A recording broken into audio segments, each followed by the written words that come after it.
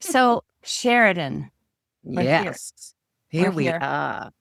Here we are. And I was thinking about you, Sonja, obviously, because we're getting ready to do this. I think about you often.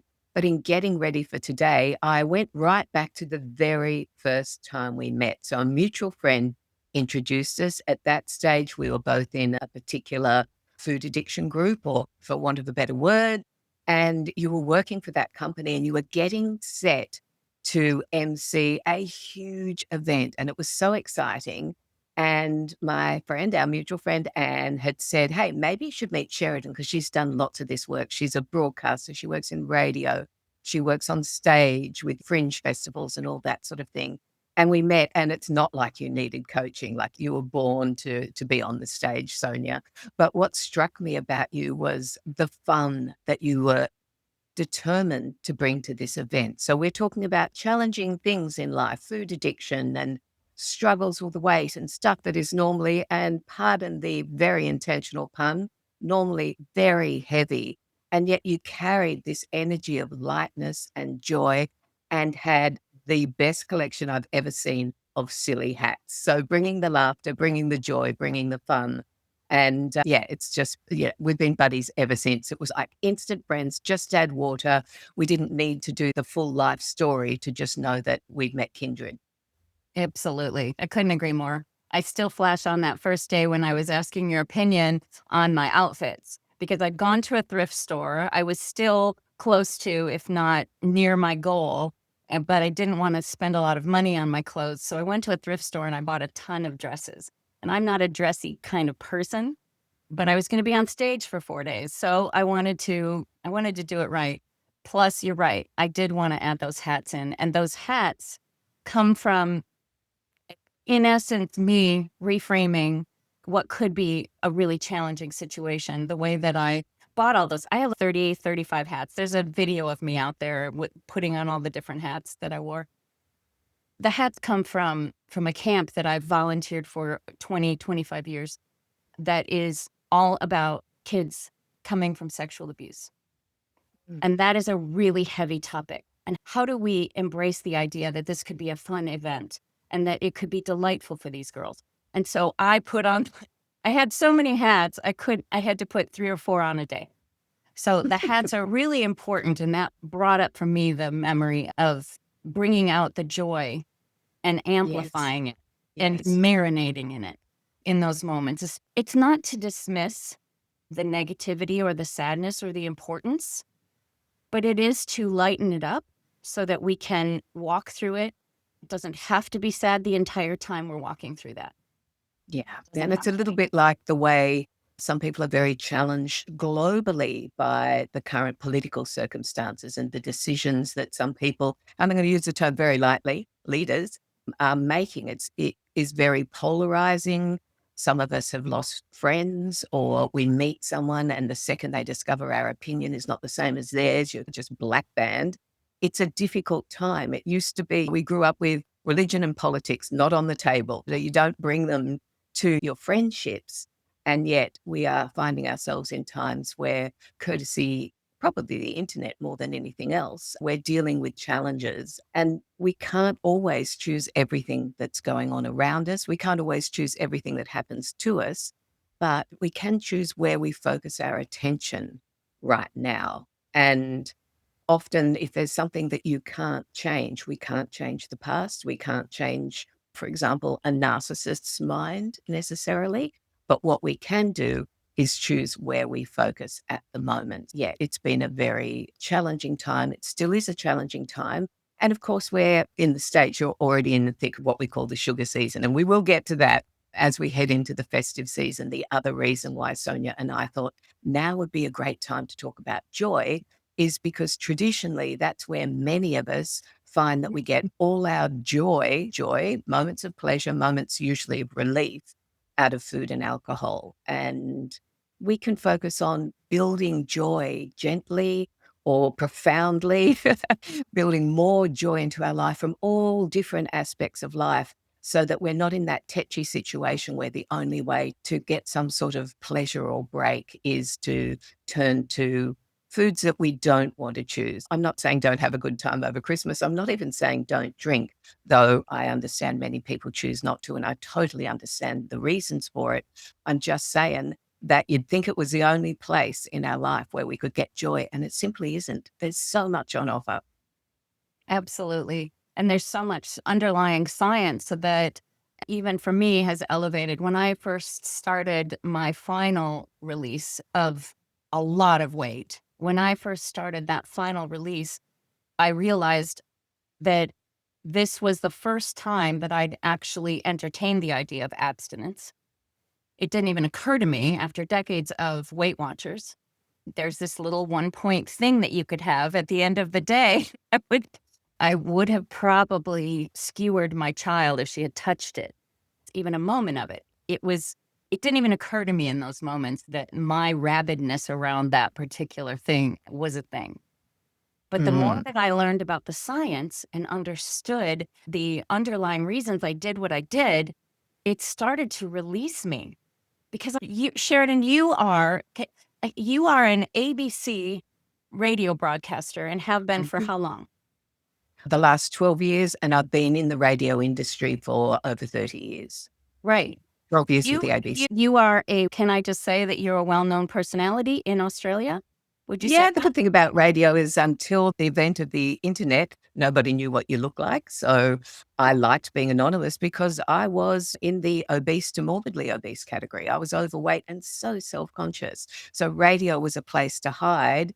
Fortunately, it's also a place that brings me great joy. You put me in a radio studio, you put me behind a microphone, and I'm completely at home. I'm the opposite to the majority of people who find public speaking right up there with death and destruction when it comes to one of Right. their big Right. fears. For me, it's where I'm comfortable.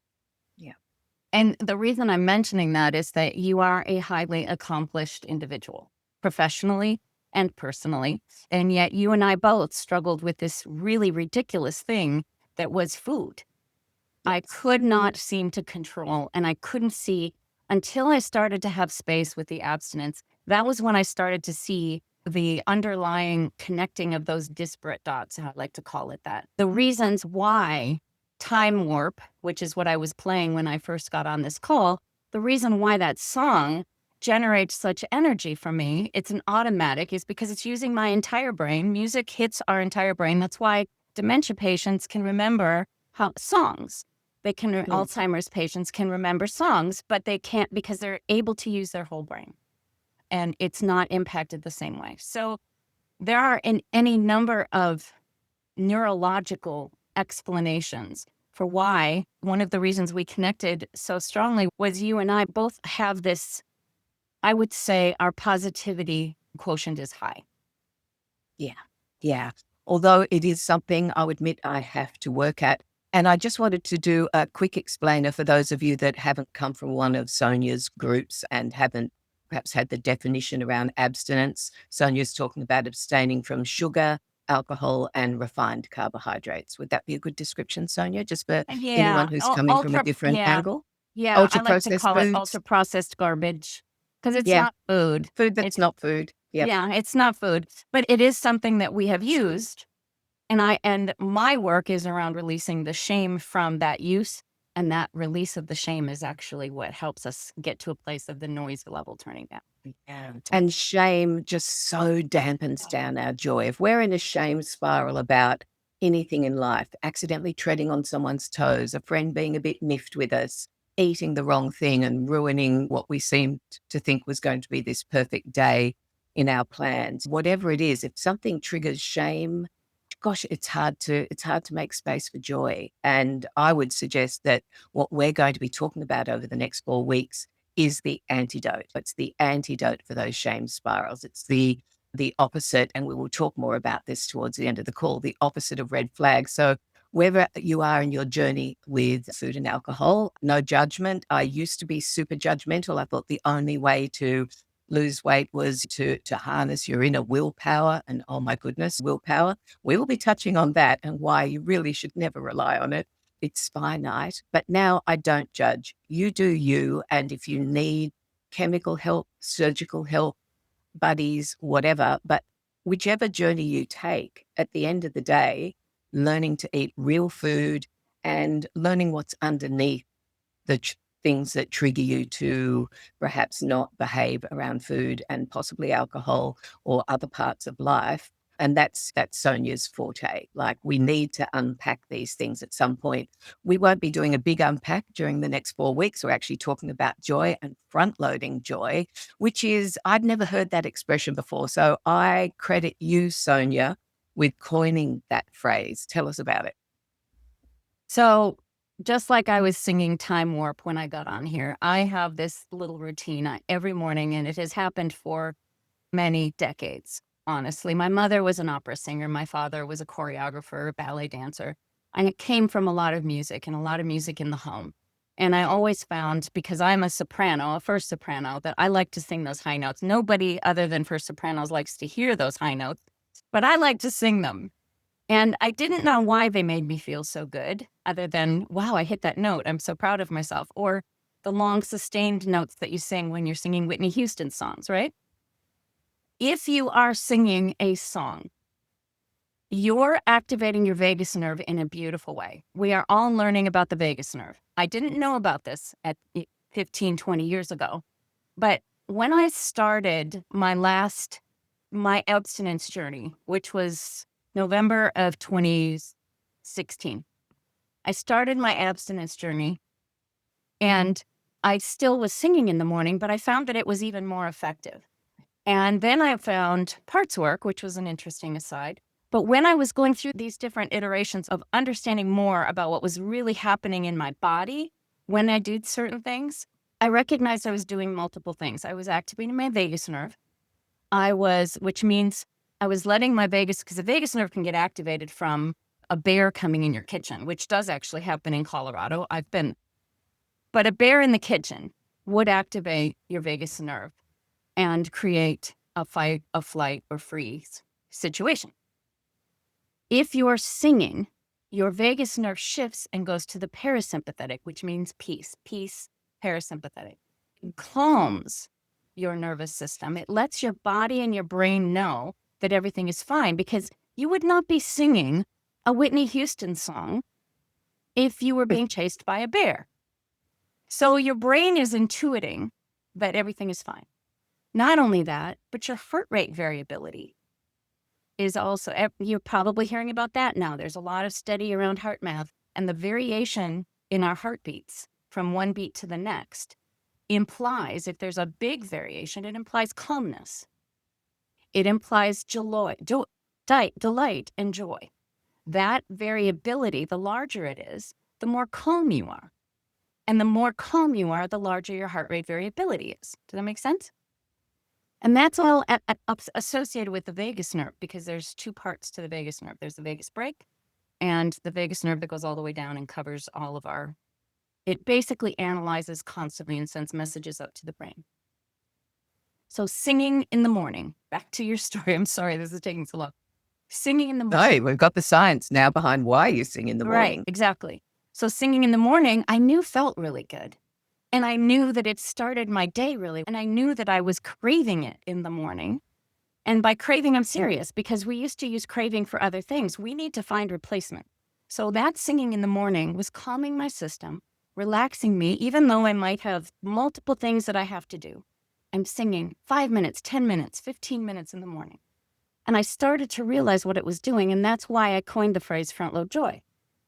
And I don't mean to, I just started saying front load joy. I love it. I love it. Yeah.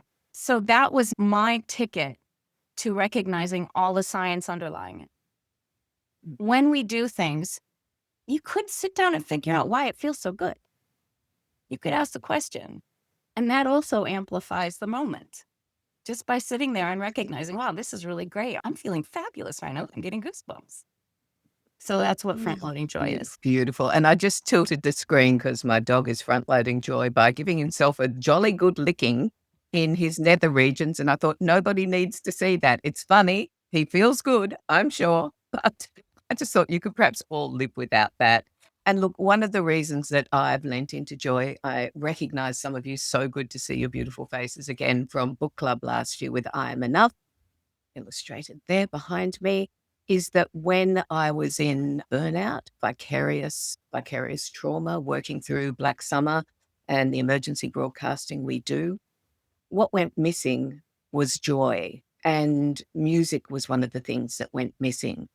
Normally, in a radio program, we play music in between the interviews. In emergency broadcasting, when things get serious, there are no breaks. We are just constantly giving the information that people need to know to be safe and well.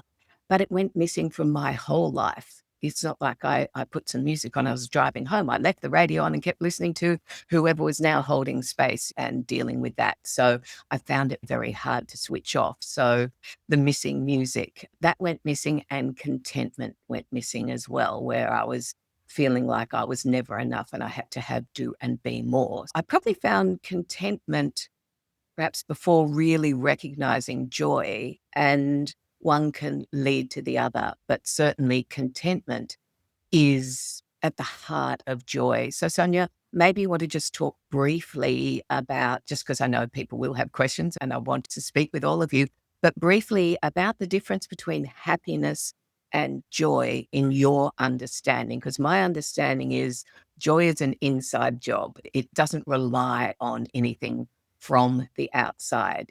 You're self-reliant with this, and we'll be exploring all the different ways you can notice more joy, lean into joy, and enhance that joy in your life. But I love that you do a deep dive into the science here and there. Yeah, I did an extra deep dive. There were a couple of things that came up for me that were really interesting.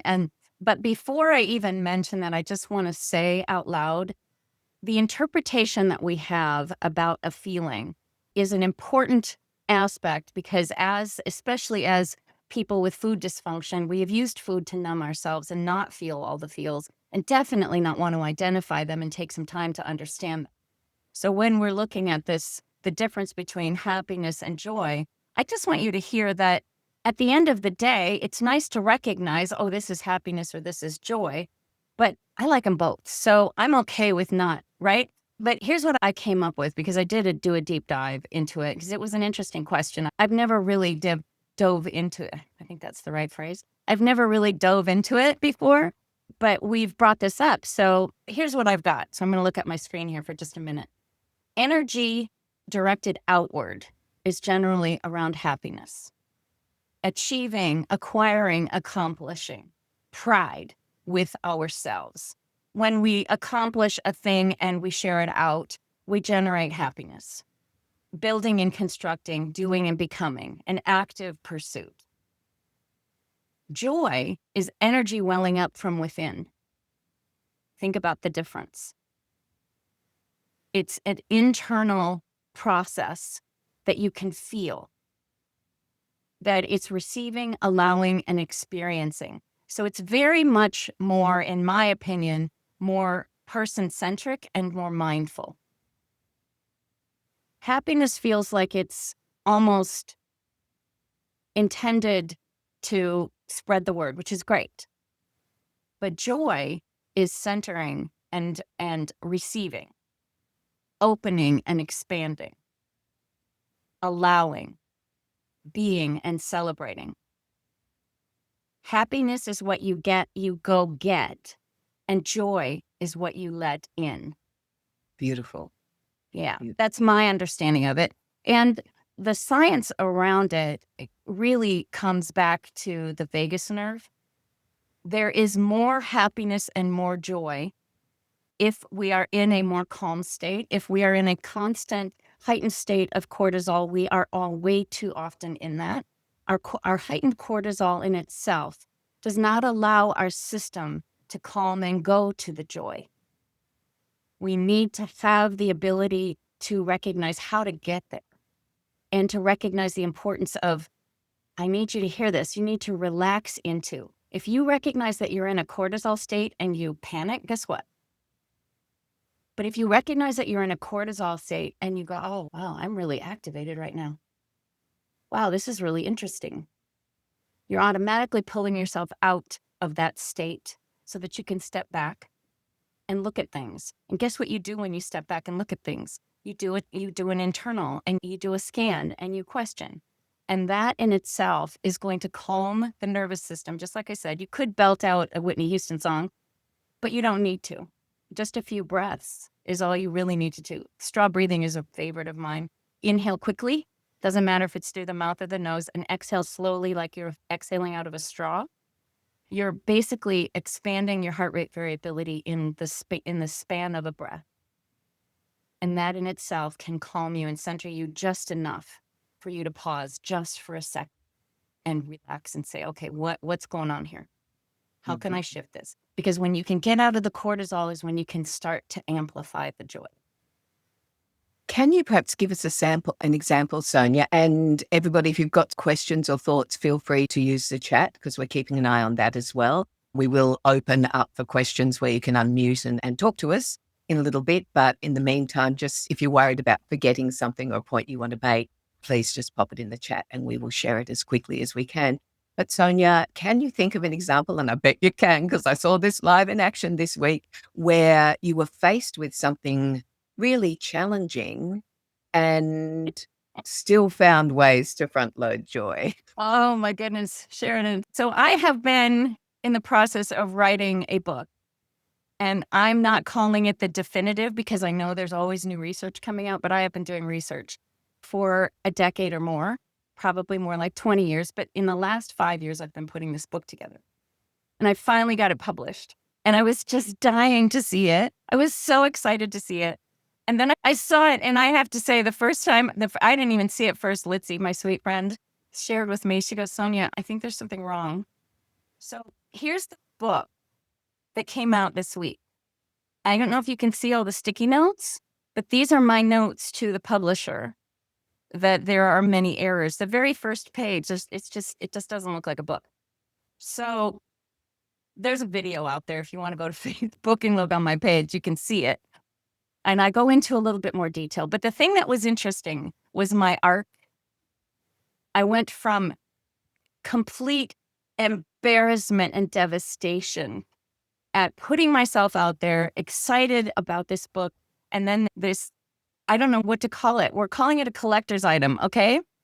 It has so many, but I had to go over the hurdles and get past the disappointment and the embarrassment and the sadness and the grief and I've been wanting to write a book since I was 3.5 years old. I'm an avid reader. I've been wanting to write a book. I finally got this book out and so I had to go through this process. And I finally, on Saturday, after many hours of tons of my community, the magic community, it was just a savior for me. I can't even say enough about how important that community is to me and to each other. I'm certain of it. The magic, that's where you are right now, by the way. You're in the magic hall. The magic community provided such resonance for me, which is, by the way, in chapter 2. I talk about the giant step we're all missing. But here's the thing. I needed to feel the icky. I needed to feel embarrassed. I needed to have the grief. I needed to go through those processes. And it took me days. And I am a really master reframer. I can do that on a dime, but this one was really hard. And it took me many days. It took me getting my hair done and getting my nails done. Beautiful. Thank you. But I had to do some major self-care. And then I had to find the humor, because that's my favorite thing, to find the humor in whatever's happening. I am not suggesting that certain things are humorous or that you can even find the humor in it. But I do know that in this case, we turned this around. This is a collector's item. So if anyone orders my book right now, it's on Amazon. I can't take it off, but I do have the new galleys, and I'm hoping in 2 or 3 days that it'll be ready to be sent out. So my book is my baby, and I birthed something that needed to go into the neonatal, and I'm not trying to, but it definitely needed some extra care, maybe a little CPR. Need a little life support. Yeah. Maybe a little, exactly. Oh. And that trajectory, I did find the joy. I did find the joy, and it makes such a difference. It makes such a difference. What about you, Sheridan? Absolutely. Oh my goodness. For me, I guess this will help us segue into food. Thank you for the heart, or did I just give that to myself? I'm not sure. I was trying to give you a heart, a sparkling heart there, Sonja, but thank you. This will be a good time for us to move into food because for the first time in probably years, I was triggered by something I ate. And I find that when something comes at me sideways, something I'm not expecting, that's when I respond poorly, or I'm just caught off guard and that sort of more primal instinct stuff kicks in. And, this was a beautiful listener who came into the studio. I've recently lost my gardening segment. I've been working with the same gardener in radio for the last 5 years, and he needed to step out of that. And I thought, I've got such talented listeners. I'll invite them into the studio with their expertise. And this woman she was very funny. She'd been on MasterChef and she's there with her big chance to go through to the finals. And one of the other competitors turned her rice cooker off. So she goes to serve and the rice was raw. And she's very funny in the retelling of this. I'm sure at the time it was devastating, but she's very funny. It was very interesting. She talked about what she was going to bring in and she was talking about some clean proteins and she asked what I could and couldn't eat. And it's been so long since I've had to really think about some of the things that triggered me. It didn't occur to me to mention, not a big fan of sweets. It's not something I do very regularly, if at all. And I was expecting seafood and vegetables. And she brings in this particular cake, which I will not describe, but it was called Better Than Sex. And I had a tiny bit thinking, no harm, no foul. It's just there and it would have been rude not to eat it. She's holding it. We're in the middle of a live stream. And so I had a little bit of it. No big deal. I think I'll leave it for my colleagues on Monday. The end of the program, could not find an airtight container. So I thought, I'll take it home. My husband will eat it. My love will eat it. No, I was taking it home for me. I could not stop eating the damn thing. Now, this kind of really compulsive, lying in bed at night, he's asleep, I'm thinking of the Better Than Sex. And this has not All right, that's happened. awesome. It is funny. It hasn't happened to me for years. And yeah, eventually I binned the remains, but I ate more of it than I care to admit. But here I am, for full transparency. It can happen to any of us. Old neural pathways were triggered and it was very loud. That food noise was very loud. And fortunately, it was brief. I knew what to do to pull out of it. And it wasn't really all around the restriction. It was around leaning into what's more important, more joyful to me, what matters, because sometimes what matters is doing the hard thing. And the joy comes from the satisfaction of having done the hard thing. I will feel better if I bin that than if I continue to consume it. And it was like, oh my goodness, what happened there, Sheridan? And I thought, what happened there is just there as an echo. It's old habits. They do die hard. Those neural pathways are there. They can be flooded at any given moment. And it was just like that timely lesson. You've got to remember to be compassionate for those who are caught in this, compassionate for yourself when I'm caught in this, even though it hasn't happened for a long time. And that compassion, like looking back at things that I'd done with food, the size I got to, the shame I felt, the hiding in my radio job, all of that I can now look at with so much more compassion and think, oh my God, I used to feel that way every day, every day. That gratitude I have now and how gratitude is also so closely linked with joy and one again leads to the other. I start my day with a gratitude practice. And I talk about it I've got this lovely little course that I'm going to encourage you to consider. It's something that can be done quite quickly. And it's called 21% More Joy in 21 Days. So I go into a deeper dive into the gratitude, and we can talk about it more on these calls as well. The calls are absolutely free. There's no obligation to do anything else. Just show up and enjoy Sonja and I and each other. But there are a couple of tools like Sonja's new book, which she will give the title of. And if you're following her in any of her socials, you'll see when the actual copy is ready. In the meantime, you might want that collector's edition. That might bring you joy and amusement and that living reminder of what can go wrong. Like all of life is not in our control. You're not a publisher.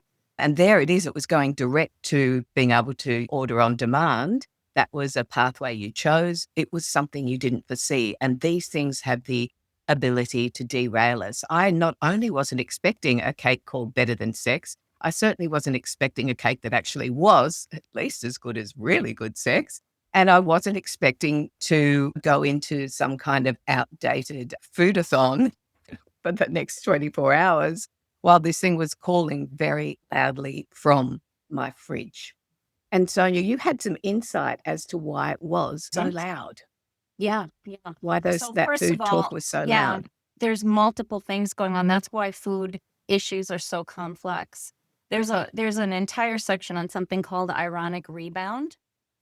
When we feel shame or judgment or anger at ourselves, frustration, when we beat ourselves up, when we let loose our inner critic and allow it to speak to us in that awful way, we're creating a situation in our brain where we shut down our prefrontal cortex, and our limbic system is the one thing that keeps us going. And our limbic system is saying, I can't eat that, I can't eat that, I can't eat that. And that's all we're hearing is that. So the ironic rebound, when we're beating ourselves up so much, it creates a really vicious cycle. To me, it is the ironic rebound. It is the one reason you did not beat yourself up. So that did not fall into the what the hell effect or the Grand Canyon of ditches. All of that was possible because your gut biome has also been impacted by that stuff, because I don't even like to call them bad, I call them purple minions that have been exploded in your gut they've been fed and they've made lots and lots of babies. And so that's why after 2 or 3 days, it's a real struggle. It's a real struggle after you've had that stuff, because that sugar is screaming, that those minions are screaming, feed me, see me. They're coming right up through the gut or through the vagus nerve and screaming in our brain. So there are a number of reasons why we absolutely need to not shame ourselves. You're also sharing it here. I would hope it feels good to share it. That's why community is also helpful. Being able to be open and also getting resonance. You could have gotten things like, oh, tomorrow's another day. Oh, that'll be fine. You'll be fine. You'll be fine. Those kinds of responses feel good in the moment, but that's not resonance. I understand completely why you took that bite in that moment. You were on an air. You don't want to say, I would probably struggle because I'm allergic to gluten, but you wouldn't want to say That's it. See, that makes it a very valid reason. And in the past, I would have lied and said, oh, I'm sorry, I have allergies. I didn't think of it because it's been so long. Surprise. Yes. And that distance also made everything louder when you recognized that noise that was so long ago noise. You felt that loudness. There's an aspect of returning to an old neural pathway that has basically dried up. And that sometimes does happen, and we can't beat ourselves up about it. We need to recognize what happened. Oh, I just did something I haven't done in forever. We need to recognize what happened, but then provide the opposite of what we've been used to doing, which is provide compassion and find a way to turn it around into something delightful. Because I can't even tell you how funny this story is. This is a gem. You thought all night long, sleeping next to your sleeping husband about the sex in the refrigerator. The sex is in the fridge. Yeah. And how good is timing to have this reminder, and so that perhaps even in sharing it, nobody else needs us to experience it. You can just learn from my experience. And that's the beauty of community, sharing stories. We can bring the humor, but we can also be cautionary tales for each other. And what perfect timing we are in the festive season. There's going to be so many opportunities to perhaps end up overeating or over-drinking or indulging in things that perhaps for whatever reason you're choosing to abstain from. See, now here they come. Here come all the Freudian slips. Choosing to abstain from whatever your definition of healthy eating is. There's a lot of opportunities to blow it. And look, one mistake does not have to, as you say, lead into the Grand Canyon of all ditches. Mm-mm. And at the same time, it's a timely reminder. I am going to be swamped. I'm going to be surrounded, and I have to expect and be reminded, just gently remind myself not to be walking around in fear, those little red flags that were able to remind me of, oh, here it comes. Here it comes. These opportunities are just about to be a lot more abundant, because I also spend quite a lot of time in my own home, working in my home. Even today, I'm going into the radio station. I'm doing a whole heap of extra work. There's always someone's birthday. There's always other people's food around that it's there. And I'm not, what I haven't been desensitized to lately is being out in the world with a lot of those things being offered or foisted upon me.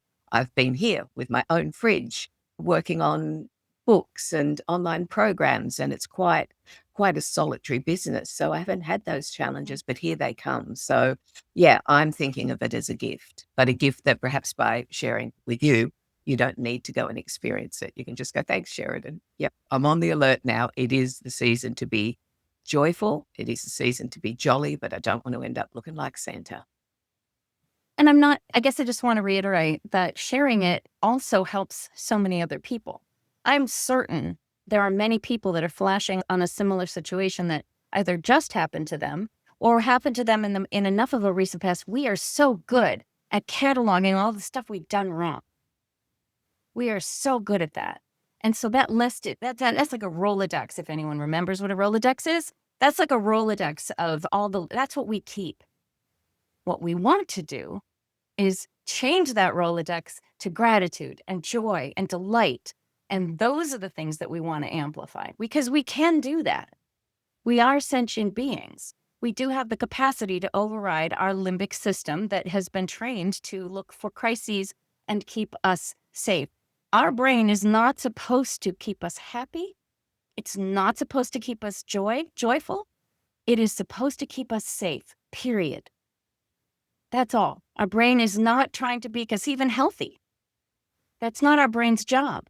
It's our job as interpreting the signals from our brain and also letting the brain know, wait a minute, hold on. That stuff isn't working for me anymore. What can I replace it with? What can I replace it with? Let's replace it with some joy. Let's replace it with time warp. Let's replace it with a little bit of laughter. Find a comedian that makes you giggle. Hug your cat. Get some serotonin from your favorite four-legged. Those are replacements, because there's something about your system that needed something. And all that we've ever been told is that we need to go to food. That's our source. That's our solution for everything. We can find different solutions. And joy is a big one. Yes. And there's quite a few things in life that when they tip from the intention, food is fuel, food feeds us, it certainly can be joyful. Henry Chu, I will check him out. Thank you very much, Kate, mentioning a comedian there in the chat line. So I will definitely check him out. Where was I? I got distracted by comedy, but thank you. Thank you. Yeah, the things that trigger us, brain has just completely wound down into forgetting what I was going to talk about. Replacing. That's okay. It'll come back. Yep. Yeah. Oh, what did come to mind was that picture of someone distracting their child with a treat. You know, Yes. It starts very young. So when we talk about science and neural pathways, some of these things are very well informed. That's what I was talking about. When normal things tip into the extreme, and it used to be once upon a time ago, only a couple of generations ago. We're not talking ye olden days, centuries ago, although the vomitariums of ancient Rome would say that there have been cultures that have tended to overindulge on a regular basis. But generally and across the board, festive seasons where you would eat, drink, and be merry and perhaps go a little bit too far, they happened a handful of times a year. Now we are living in a world that is just non-stop festivities. People treat having their morning cup of tea like what celebratory food will I couple with that? And healthy foods are being disguised and marketed, or unhealthy foods are being disguised and marketed. Remember when muffins came along? And my brain's thinking, that's just a cake just like a puffy cupcake, a big cupcake. It's a big cake.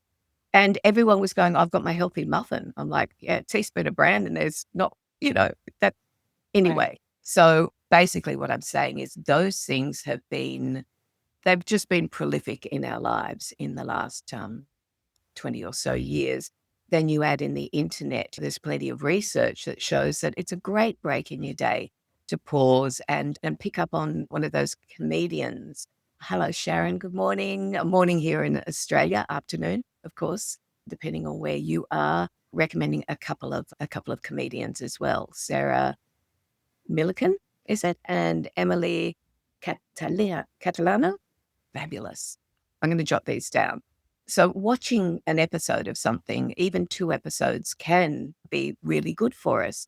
When we go beyond that and it goes into binge watching, especially if we do it as relief, it's not so helpful. The joy is not there as much. And then I've noticed myself when I've been sucked into something, then I notice it's something I used to really look forward to. Remember when TV shows used to come out once a week and you couldn't wait for the new episode? But there I am, 4 or 5 in deep, and I'm also on my phone getting distracted. So sometimes less is more. And some of those sort of, I guess, common sense things of yesteryear were so important and they'd been hijacked. I just wanted to look at a note here mentioning that our brains are for being safe, and that's helped me understand why the last time I was mentally unwell was because of terrible flooding. So I can forgive myself now for reacting to that flooding of our tiny town and many areas around the U.S. To understand now that it was just my brain because I didn't feel safe. Oh, many rounds around us. I know you're not in the U.S. Hope that makes sense. It absolutely does. It absolutely does. That's your amygdala taking over and your protective mechanism that is designed to keep you alive. You are all alive here today. You are all here today because of that mechanism. It has also been the bane of our existence because it creates a system that makes us want to go to food forever and ever. But I would much rather have an issue with food. It is a beautiful neon sign. It is a beautiful alert system that says, just like you had it this weekend, you're like, wow, that hasn't happened to me in forever.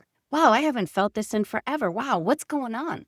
It allows us to ask the questions and get curious. And that's where we can pull ourselves out of that trigger space and let our brains know this is not a tiger in the kitchen. This is an opportunity for us to relax. That's chapter 6, 7, I think. It's an opportunity for us to relax. It's an opportunity for us to calm. It's an opportunity for us to take a breath and to step back because we aren't being chased, but we have created a situation within us that is cycling. And that's what we get to shift. So even if you don't use food, even if you just notice that you're cycling like this, look at my hand, it's like nuts. What's going on here? Can I calm myself? I just read about something where you can step back, walk backwards, and your brain has to use its entire function to use. So it calms if you're nervous or anxious. It calms yourself. Please be careful and don't fall. But walking backwards requires there are lots so of disrupting that thing that can end up in a great big spiral. Yes. I could talk for this for days. I wanted to put something in the chat thread. Sheridan, what is the code? Do you know what the code is for this class? I think it's Sonja and Sheridan. I can probably find it. Yeah, so that is exactly what it is. And it's all one word, right? Sonja and Sheridan? Okay. Yep. So I'm putting in the chat thread the link to sign up for Sheridan's 21 days. I'm super excited about it because it gives you 5 to 10 minutes. I should have you tell this, but this is my perspective on it. It gives you 5 to 10 minutes every day. And every time you're using something on a consistent basis like this over 21 days, it starts to heal and change your habit. It heals your neuroplasticity. It shifts your neuroplasticity. It's also giving you practice, which is really important. It shifts the way that you're thinking, but the practice itself is anathema to a typical diet, for instance. It's one of the reasons that diets don't work in a general way over the long haul. We don't learn anything, but you can learn from this kind of thing. So it's 21 days. I think it's $69 US with the coupon code. US. Yeah, with the coupon code. And you get a little video. So if you're not a reader, you've got the video there. You can do the exercises either online or in a journal. It's all completely up to you. And it can be done in as little as 5 to 15 minutes a day. Most Look at people this I've great discovered took picture. a little bit longer. Oh, thank you. Isn't that the I best love that. picture?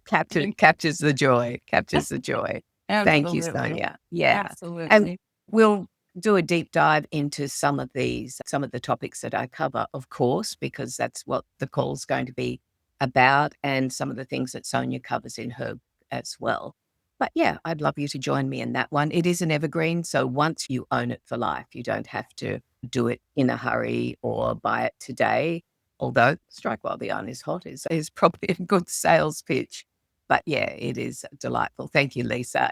Lisa is not only my sister, but she actually reads my books and actually does the courses. She's not just paying lip service. She leans in and sends me examples of what she's done that has made a difference. Yeah, love to have you all on board for that, or as many of you who feel inclined to jump in there. I will tell you a quick story before we open it up for other people's funny stories. But a friend, and he is the loveliest bloke, he said, come and see my fringe show. And at the time, we were doing this fantastic fringe show, working with incredible comedians. So quick name drop, people like Hannah Gadsby, she was at the beginning of her career. I'm a good talent spotter. And there we are doing this amazing fringe festival show, the Adelaide Fringe in Australia, the second biggest in the world, just behind Edinburgh. And this friend goes, come and see my show. It's all about Beatles music. I thought, wow, that's going to be interesting. I couldn't quite work out why. So I go to see the show. It was bizarre at best. There was some weird history of the Beatles. And in between the Beatles songs, he made balloon animals. And none of it made any sense to me. And I thought, what on earth am I going to say when he asks me what I thought of this show? Because quite frankly, you'd be hard pressed to give it 2 stars, and that's being generous. And he gets off stage and he's all sweaty and a weird color. And I thought, oh, he's sick. He's going to tell me, oh, tonight was a bit odd because I felt unwell. He got off stage. He sat down next to me and went, hey, Sheridan, oh, thanks for being here. That was so great. I am so pumped. I was on fire. Oh, I had the best time. He never asked me what I thought of it. Thank goodness. And I just went, I am so happy for you. That's all I had to do. I was so happy for you. It was hilarious. That's the So, balloon man. and that can be the best way to support other people. Yeah, the balloon man. We can support other people by working out what is it that gives them joy in this moment. So if he'd said, what did you think? I'd be like, how did you feel? Did you have a good time up there? And just, we don't have to outright lie, but we can help our friends celebrate. And celebrating is one of the most joyous things we can do for each other. It really is. It Absolutely. really is. But are there any questions? Does anyone have anything, comments or questions? Do you have a quick joy story that you like? I'm curious, does anyone else have anything that they want to say? We did want to try to limit this to an hour. So I think I heard this right, but I just want to be sure. So this isn't a time sensitive thing. Once you purchase the course or the 21 days, you can do it at a later date. It's Yeah. okay. You can. I would recommend you at least have a look at the beginning of it so that you get a little bit of a feel for it, because we'll be talking about some of those topics here.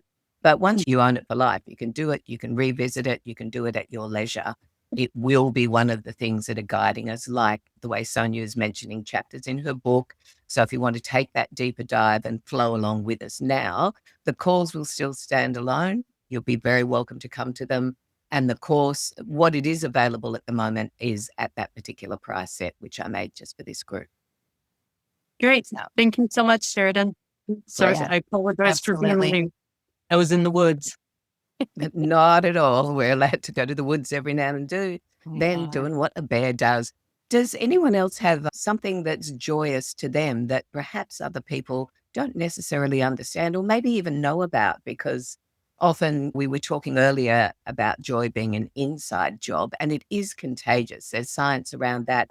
There was a fabulous study. It was a multi-generational study, and I do talk about this in the program, into heart health. And they were looking at, as well as food and all those other factors, they were looking at happiness and joy, and in particular, friendship.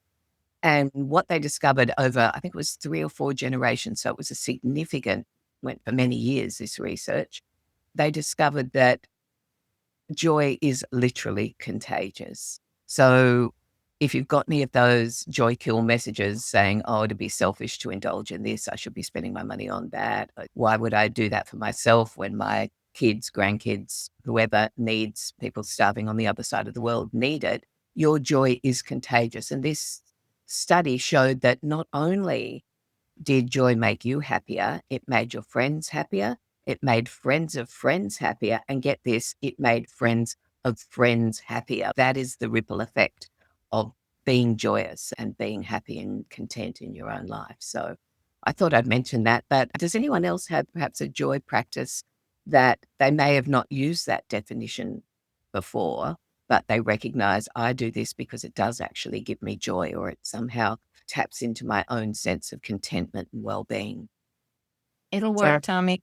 There you I'm go. so We could see the laughing on thumb. the She's phone. coming to it. Here comes I Tony. just wanted Hey, to say sweetheart. Music has really made a difference. And when Sonja started talking about her singing in the morning and front loading joy, and I noticed, as Sheridan had touched on earlier, I noticed if I go a day or two where I'm not listening to music, especially in the morning when I'm driving to work and I can sing in the car. And it makes me feel so much better. And I don't even realize how great it's making me feel, but I notice as soon as I'm missing it. And it's just such a bonus that it's great for our mental health and our vagus nerve and all that. So I can't speak highly enough of music. I don't sing like Sonja, but I try not to do it in front of anyone. But thank you for that beautiful reminder. And it is so lovely to see you again. You're looking absolutely radiant. Just Right beautiful. back at you. Right back at you. Thank you. Something I wrote about in I Am Enough was when the music went missing. And then, like Sonja, I tend to do a deep dive. And it showed us that music that has nostalgia, memories attached to it, is good for all of us. We get this extra hit of dopamine, which is no doubt why the time warp, whatever part of life you're in at the moment, it's been with us for so long now and was such a joyful musical. Like you think of our current times where we're all so much more open and more accepting about different forms of sexuality. And there it was with our sweet transvestite played by Tim Curry 50 years ago, last week, maybe the week Oh, before, I think really? about a fortnight ago was No, the 50th anniversary Wow. of the movie, the Rocky Horror Picture Show movies. So that is a great choice. So yeah, choosing music by all means, all music, but when you need that extra kick, when you're feeling a little bit low or a bit flat, try and find something that has a happy memory attached to it. I just want to say we are going to send the recording out, but please, if you get it in your email and you want to share it out, please do that. We would love for your friends to get a sample of this. They're welcome to join us. We'll be doing this same bat time, same bat channel for the next 3 weeks, and we will be visiting all sorts of things. It will be, I think, beneficial if you can to purchase Sheridan's Joy course. It really will add to the flavor and the timbre of the discussion, but it's not necessary. And my hope is, I just sent the galleys back today. My book will be hopefully available for, like I said, you can get the collector's edition. My book will be available probably in the next week, and I'll let you know. I'll let you know when it's ready.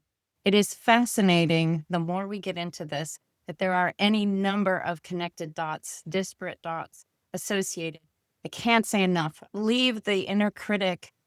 Let them know that they can change their tune. It's not helpful. There is another way. There is another way, and it's through the joy pathway. Absolutely. And Sonja, I'm yeah? so proud of you. I cannot begin to tell you.